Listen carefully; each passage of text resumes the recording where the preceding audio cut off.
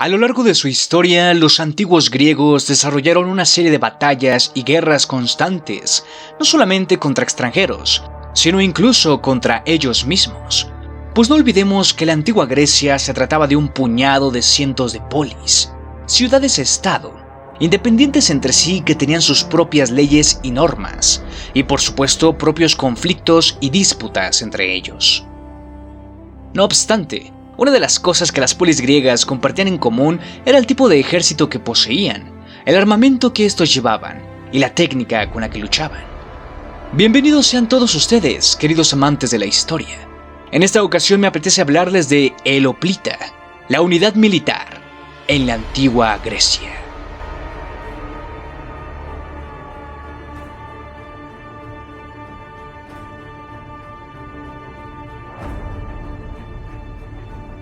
El periodo más antiguo de la historia de Grecia lo conocemos como época prehelénica.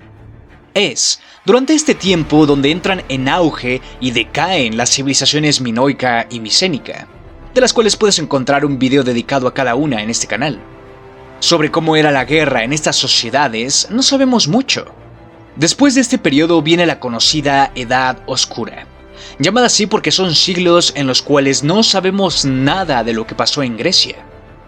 Sin embargo, en aproximadamente el año 750 a.C., comienza la Edad Arcaica, en donde poco a poco van apareciendo las famosas polis, que cobrarían mucha importancia en los siglos siguientes. Y a su vez, es en esta época donde aparece la figura del hoplita, la figura de un soldado griego con una armadura pesada y con una técnica de combate interesante, pero sobre todo con un valor muy diferente al homérico. En la Ilíada de Homero conocemos a muchos héroes que pelean y combaten con valentía, con honor y valor, con el objetivo de ser merecedores de la gloria y el éxito. Esta especie de valor ya no tiene cavidad en los primeros ejércitos hoplitas. El luchar por uno mismo pasa a estar de lado y a ser reemplazado por el hecho de pelear y combatir para la gloria de la polis, de la ciudad a la que pertenece el hoplita. Este ya no pelea por sí mismo, sino por sus compañeros.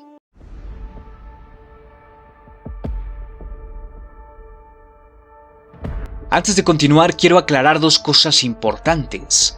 En las ciudades griegas no existía un ejército oficial. El Estado y el gobierno no reclutaban a sus ciudadanos y los preparaban para ser soldados.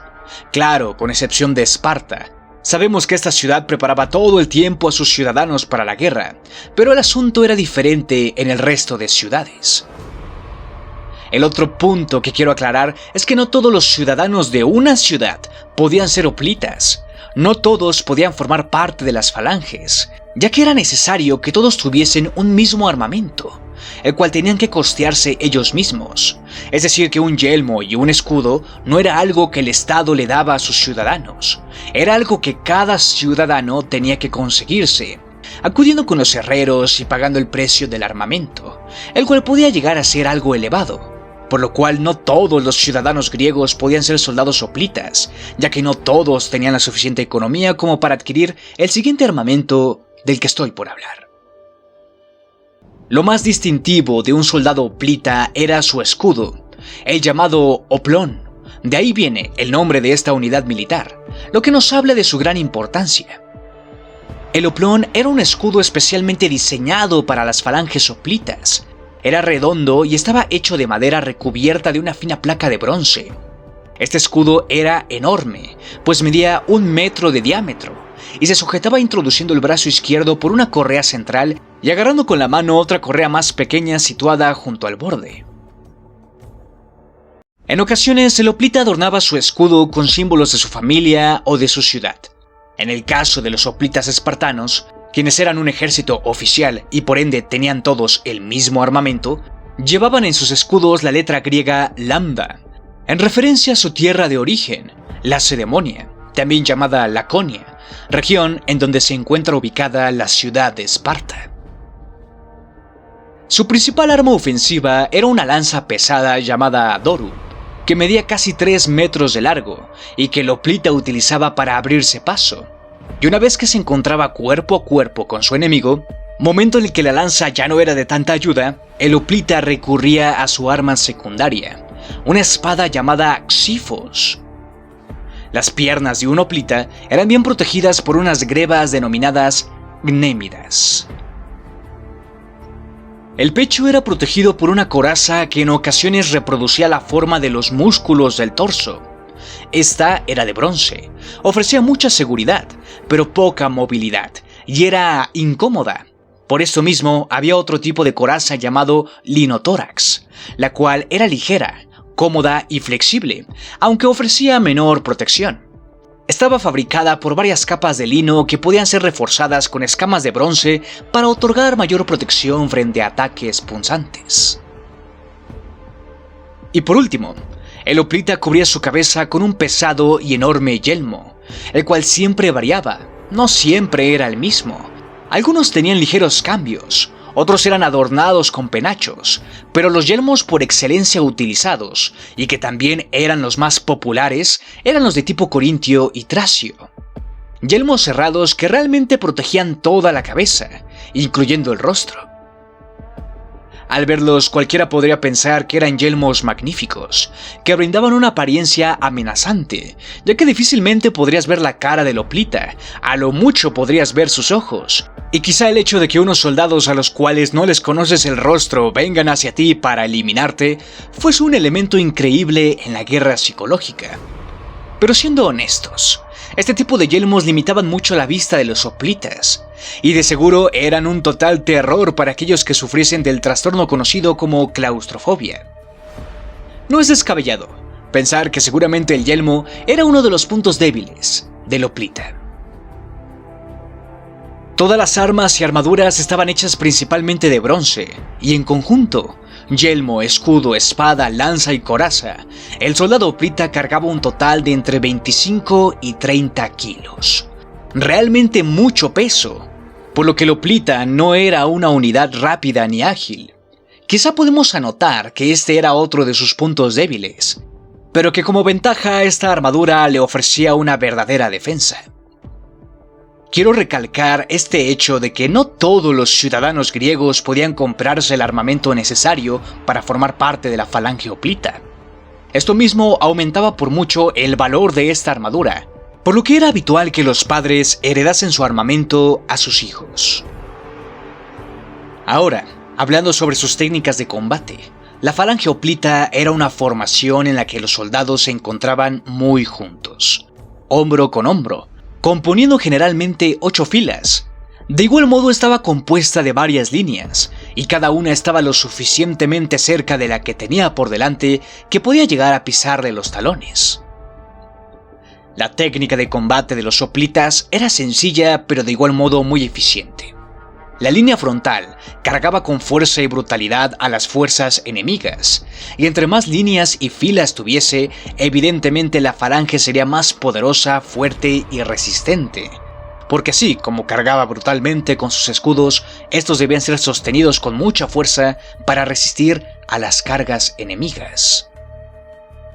Quiero hacer especial énfasis en el hoplón, en el escudo, porque de verdad esta era el arma por excelencia de las falanges.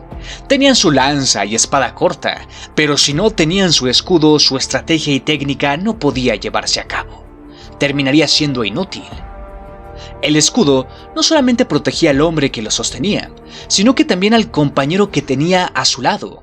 Un elemento perfecto que impulsa este valor e ideal de pelear por tus compañeros, por el bien colectivo.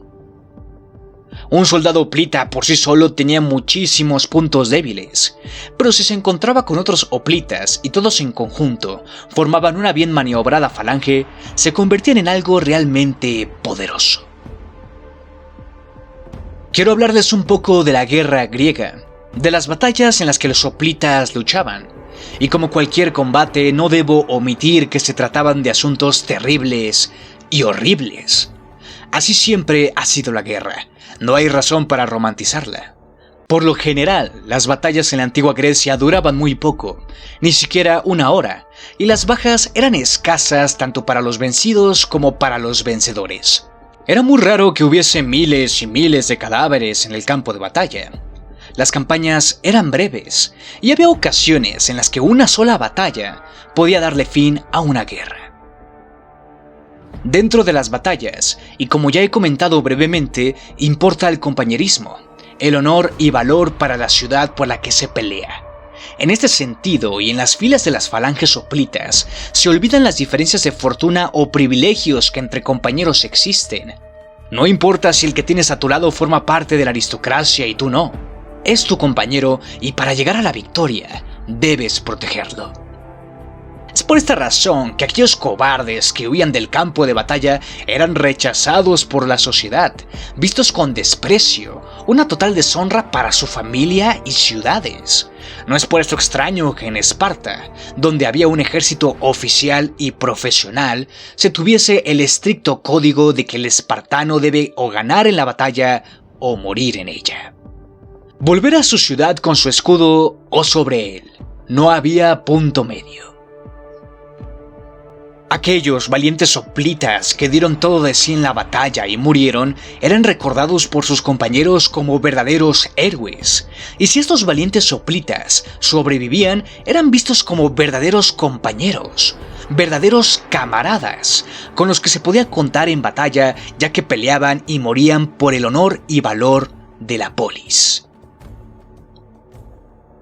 Finalizadas las batallas, cada bando tenía derecho y libertad de darle la respectiva sepultura a sus muertos, y los hombres, los hoplitas, regresaban a sus ciudades, cada uno a sus hogares, donde recibían su recompensa y paga por haber servido en la lucha. En ocasiones, la paga que recibían ellos mismos se la buscaban, pues algunos se quedaban para sí los botines de guerra o las armaduras de sus enemigos vencidos, ya que no olvidemos que una armadura era algo muy valioso y caro. Aunque bueno, algunas de estas armaduras, estos botines de guerra, eran ofrecidos a los dioses en sus templos, principalmente en aquellos consagrados en el oráculo de Delfos. El hoplita, una vez de regreso en su hogar, volvía a encargarse de sus labores cotidianas, ya sea labrando los campos, ejerciendo sus oficios o sus deberes públicos. El griego no volvía a ponerse su armadura hasta que la polis lo necesitara de nuevo. Una pequeña curiosidad es que el hoplita, o por lo menos su armamento, se popularizó mucho en otras culturas ajenas a los griegos.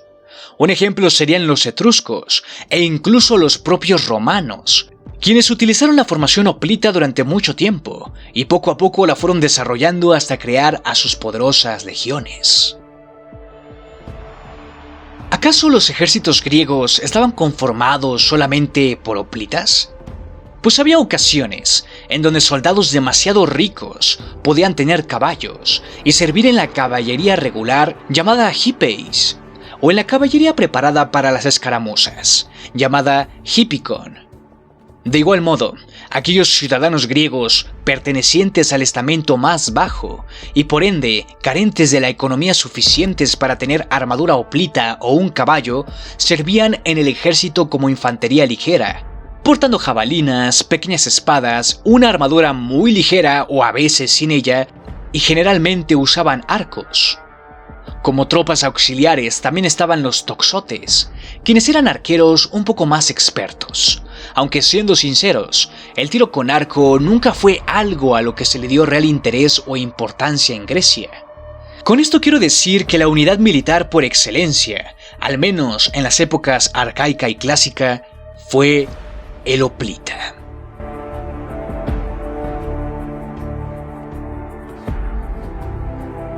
Los hoplitas eran una parte fundamental de cada polis, compuestos por ciudadanos de todos los estamentos, por supuesto incluyendo a los nobles, a la aristocracia. Pero más de la mitad de los hoplitas que conformaban un ejército eran sin duda algunas ciudadanos no pertenecientes a la aristocracia, griegos que no tenían muchos privilegios o poderes dentro de su polis. Sin embargo, con el paso del tiempo y con la acumulación de importantes guerras y batallas en Grecia, los hoplitas no aristócratas, quienes eran la mayoría, comenzaron a exigir más prestigio en sus ciudades-estado. Poco a poco, las clases nobles, los más ricos de las ciudades, fueron perdiendo importancia, ya que los ciudadanos no aristócratas eran la mayoría dentro de las batallas. Eran ellos quienes participaban activamente en la defensa de sus ciudades, quienes tenían la palabra a la hora de partir a la guerra. Las estrategias y técnicas de combate estaban en su poder. A su vez, el estamento medio se fue uniendo con el bajo, con los ciudadanos más pobres de la polis, lo cual sin duda les daba mucho más prestigio, y por ende, los ciudadanos no aristócratas comenzaron a exigir mayor participación para ellos en la vida política. Es así como durante la Grecia arcaica y clásica, fueron los labradores, artesanos y todos aquellos ciudadanos que no pertenecían a la nobleza quienes se fueron haciendo con el poder de las polis. Poco a poco pasó a sus manos la capacidad de determinar la posición de una ciudad en la trayectoria que va de las oligarquías más estrictas a la democracia plena. En su mayoría, las ciudades-estado de la época arcaica y clásica tuvieron gobiernos oligárquicos moderados, e incluso en algunas ciudades se alcanzó una igualdad jurídica y política completa entre todos los estamentos sociales. Para comprender y entender por qué las polis griegas pasaban rápidamente de una oligarquía a una democracia y viceversa, es necesario apelar a los cambios de actitud de los hoplitas no aristócratas, quienes también desempeñaron un papel decisivo en un fenómeno político conocido como tiranía. Pero bueno, no quiero profundizar más a fondo sobre estos temas de la política griega en este video.